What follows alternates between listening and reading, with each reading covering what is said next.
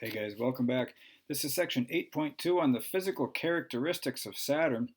The first thing we'll take a look at is this. There's kind of a lot going on in this picture, but the idea is that Saturn's a gas giant, just like Jupiter.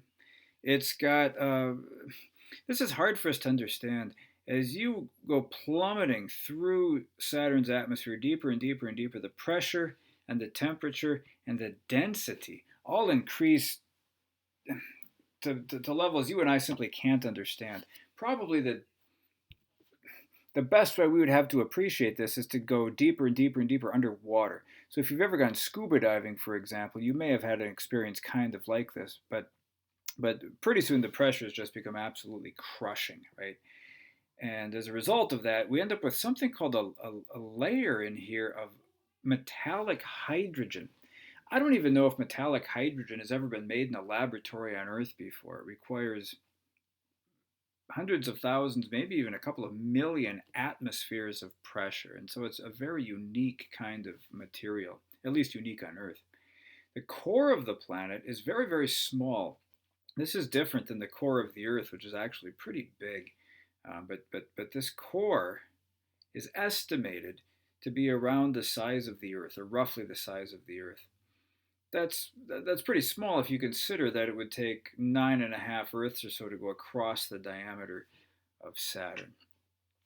You got to keep in mind this is all modeling. We have no way of knowing what's actually happening. We don't have any data from, well, we have limited data from the inside of Saturn, and so this is based on mathematical models and then hours and hours and hours of supercomputer time.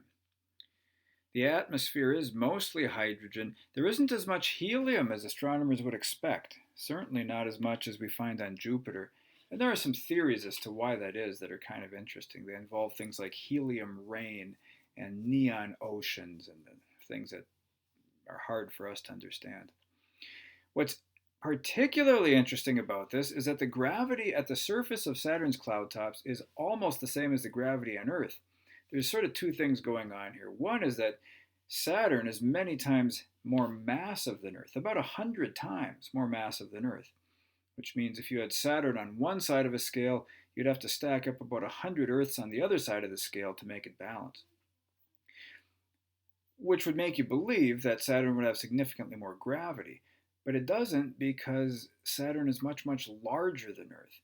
And so as you move away from the center of Saturn, gravity gets weaker and weaker and weaker. And by the time you get out here to Saturn's cloud tops, the gravity is almost exactly the same as it is on Earth, which means you would weigh just slightly more on Saturn than you would right here on Earth. Another way to think about it, if you can dunk a basketball on Earth, you could almost dunk one on Saturn, right?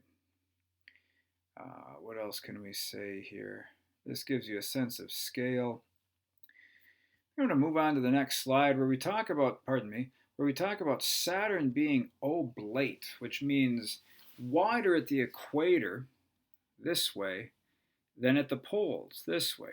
And you can see that reflected in the values, 120,000 kilometers across equator to equator, 109,000 kilometers across pole to pole.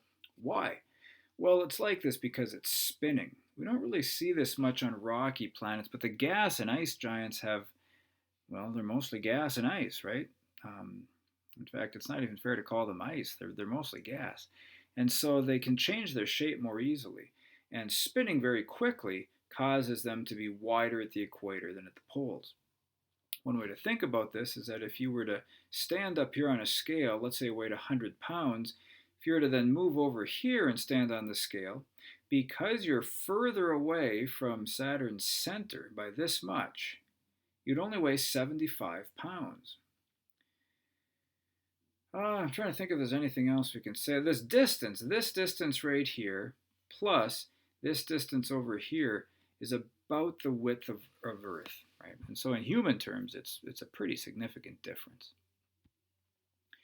This is interesting. It's showing Jupiter and Saturn and what we believe their interiors are made up of. And you can see that they're really quite different. Even though they're both gas giants, their interiors are in some ways similar. We've got the molecular hydrogen layer here and here. We've got a helium rain here and here. That's a little bit misleading, but it's kind of an interesting idea. a potential neon ocean right there. Remember, neon is the gas that we see lighting up outside liquor stores or bars. And then there's a much more significant neon layer here. Not sure what a dissolved core is, and then the core, right? And then here we get the core as well. What's happening here, though, is this layer of helium is apparently acting like a layer of insulation that's trapping heat inside of Saturn. As planets age, we expect them to cool, which makes sense because they're touching space and there's nothing colder than space, right? And so we expect them to cool. And as the planet cools, it ought to dim. Well, that kind of makes sense. As the fire dies down, it gets dimmer and dimmer, right? Saturn's much brighter than astronomers expect it to be. And finally, they think they understand why. What's been proposed is that this layer of helium is acting like an insulating layer that's trapping heat inside the interior of the planet. That means that heat escapes from Saturn much more slowly than it does on some place like Jupiter. And so Saturn is radiating a lot more heat into space, and it's much brighter than we would expect it to be.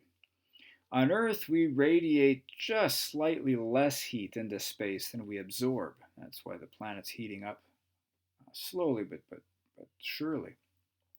Saturn radiates about twice as much heat into space as it absorbs from the sun. This is really nice. So Saturn has this great white spot. This pops up, at least it has for the last 150, 170 years, every 28 and a half years, like clockwork. It only pops up in the northern hemisphere, and it's really something. Look at that beautiful turbulence. Isn't that nice? We don't see it in the southern hemisphere. I have no idea why. I don't think there's any consensus on how this is formed or why it's formed. But it does happen every year in Saturn's northern hemisphere when it's summer in the north. Saturn is tilted, kind of like Earth. And so when it's summer in the northern hemisphere, it's winter in the southern hemisphere and vice versa. The last thing I'm going to show you here about Saturn is this hexagon at the North Pole. I don't believe we had any pictures of this until the Cassini spacecraft got to Saturn and went into an orbit that allowed it to image the North Pole of Saturn. We don't see this at the South Pole. And it's odd because you'll notice there's a border right here that's very circular. There's a border right here that's very circular, but this border's not. It's very clearly a hexagon. And even in the middle here is a circular. So what's going on? Well, people have done experiments with this, and it turns out that if you take a container of water, just a regular little bucket of water, and you put it on a turntable that can spin very quickly, several times a second, 5, 10, 15 times a second, you can set up at the appropriate speed, not at any speed, but if you get the speed correct, you can set up this hexagonal shape. It's not that the water necessarily has the hexagonal shape, but as you know, as you spin water, it moves to the outside of the bucket. And what's left inside, that sort of hole inside, has a hexagonal shape.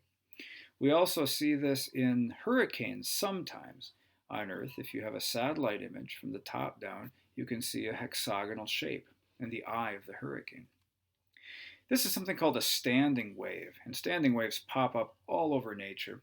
If you're a musician, any kind of wind or string instrument works because of standing waves, and we see them in the atmosphere and clouds. We see them in oceans. Standing waves are fairly ubiquitous in nature. But here's an interesting example. So those are a few of the physical characteristics of Saturn.